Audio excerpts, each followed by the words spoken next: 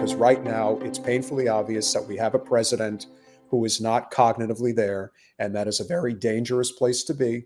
And the fact that they want to run him again, which almost assuredly, if he is reelected, will not make it through a second term. And then you're looking at, let's say, a manufactured Kamala Harris into the White House, whatever the circumstances would be.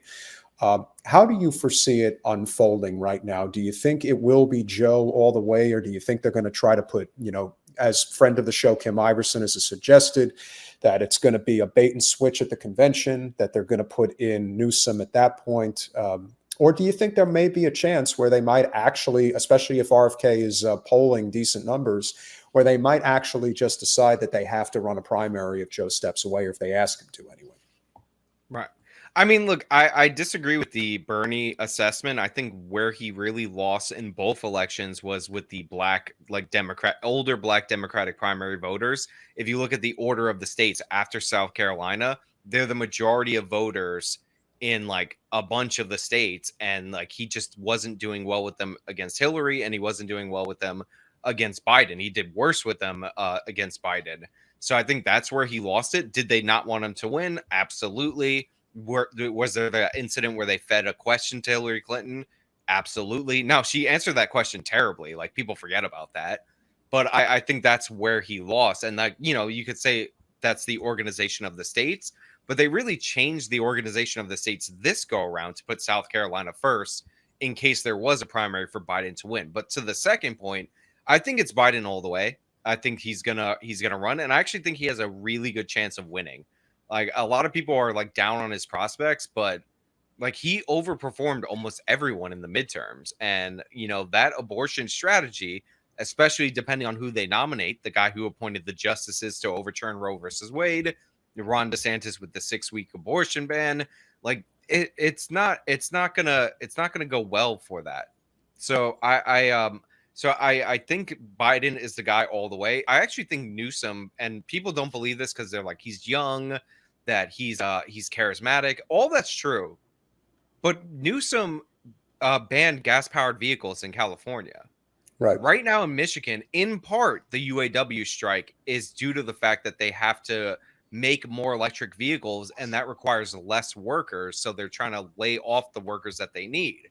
Like, Newsom is a nightmare in the key states that you need to win in order to become president of the United States, these key swing states. So I actually don't think he's a stronger candidate. Conversely, one of the things that's very underreported is that there was an announcement with Kamala Harris, and she announced this in Philadelphia. And it was that they were going to try to use federal regulations to make sure, like the Inflation Reduction Act funds, if you get that money, you have to pay prevailing wage, even in the southern states where they have right to work and they don't have the union wage. Now, the reason she announced this, what people reported weirdly as a pay increase for the southern workers in Philadelphia, is because it's not intended to be a pay increase for southern workers in Philadelphia. I'm sorry, I'm southern workers in that aren't that are in the South.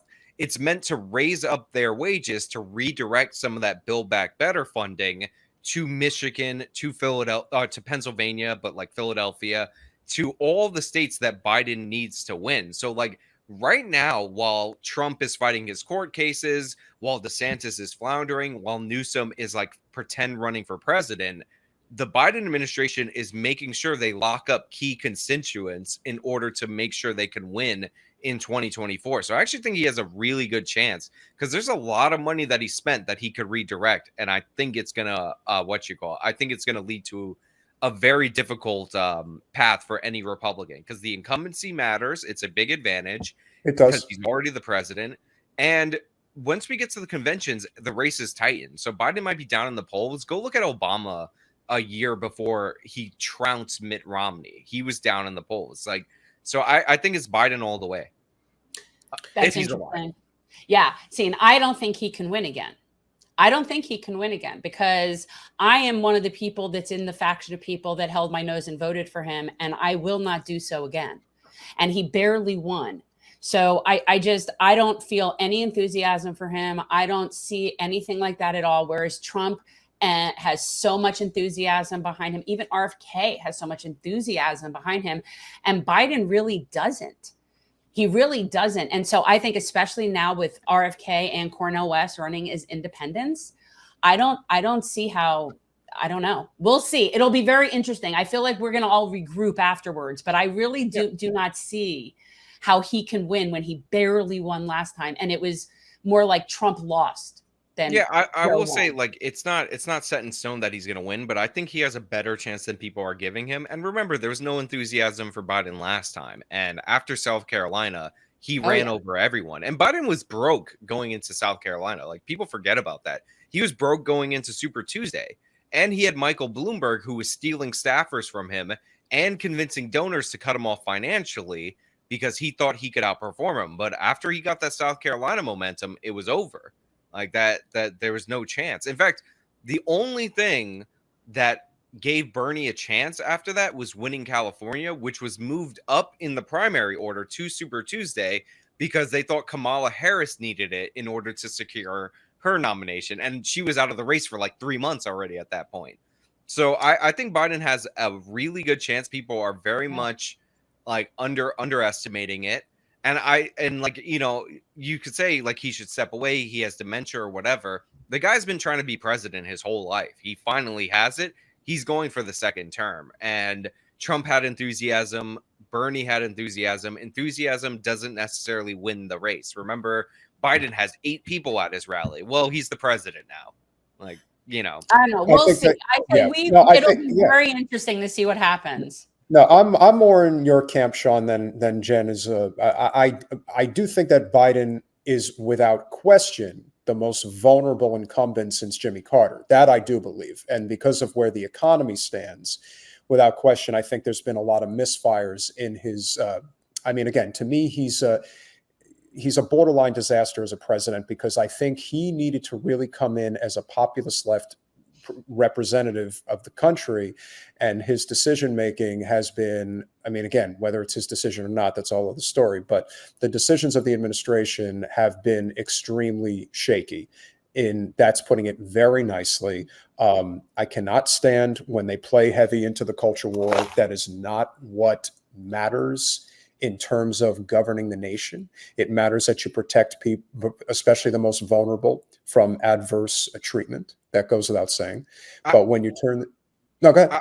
I was going to say, I will say, but Biden did win by a very narrow margin. Like the popular vote, like doesn't mean anything in our country. He won by a narrower margin. Trump's margin was like 70,000 votes over 3 states. Biden won by 20,000 votes over those 3 states. So it was a very narrow margin. Right. And honestly, if Trump would have just, when he got COVID, said like, I'm fighting this with you, and like, you know, and honestly, he should have also like pivoted attacks on his policies to like attacks on the first responders, like the healthcare workers, he probably would be president right now in this moment. But instead, he was like, COVID is nothing. I tanked it nice and easy. When like, you know, at that point, maybe 100, 200,000 people had died. Like, you know, and people can complain about how they counted those deaths or whatever. But point being, you see that counter on the news every day that says 200,000 people. And Trump's like, it was nothing, no big deal. Like, so if he would have shown a little bit, a sliver at that moment, and I think empathy is the most overrated thing in politics, but in a global pandemic, if you're shown a sliver of empathy, he would be the president right now. But like, yes, that's my point. That's my point. Exactly. I don't think, and you know, even I saw one of our people, Linda, in the chat that said same as me in terms of that she voted for him last time, but won't vote for him again. So I think that's a pretty sizable group of people. And so I don't know. I think it's going to be very interesting. Yeah. I mean, if you're asking me what state I think it'll come down to, like, in my opinion, Georgia, because of where Florida is today, I think Georgia definitely swings back to the GOP. I think Wisconsin's probably a toss up. Michigan will go blue. I feel fairly confident with that.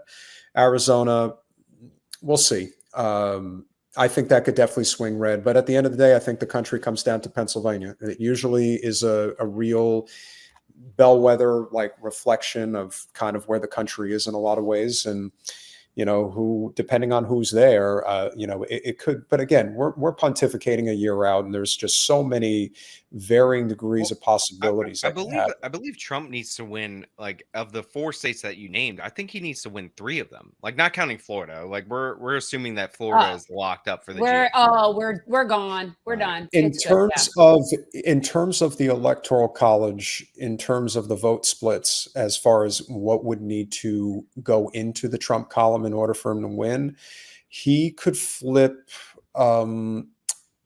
There's also the possibility that Nevada's in play. I don't know about that for sure. I'd have to look at more data for that. But if you flipped Georgia, Pennsylvania, and either a Nevada or an Arizona, that would get it done. And I think if you flipped even a Wisconsin, I would have to check the number. I think it's like 36 electoral votes is the split differential. So you're looking at 16 in Georgia, 10 in Wisconsin, and 11, I want to say, in Arizona. So that's 37. So that would get it done. So those are the 3 states. And if those 3 states flip, that's the election. So I honestly don't think he has. I think Arizona is going to be gone, like, for Trump. I maybe the border becomes like enough of an issue that he could secure it. But honestly, Carrie Lake's running as a senator. Like, she's been denying the election she's been denying the election for governor right now. So, like, I think that on the ballot, like, really hurts. Yeah. Like, I'm just. I think you're probably right. I even though I think that the lunacy of what Katie Hobbs did is the same as what Brian Kemp did in Georgia. The idea that you're running for the highest office in the state, and you're also the Secretary of State who oversees the voting. Okay. Regardless of whether you committed impropriety, the fact that it looks like you did should be disqualifying. But that's, it's what it is. It's the political arena. That shouldn't be an allowed thing.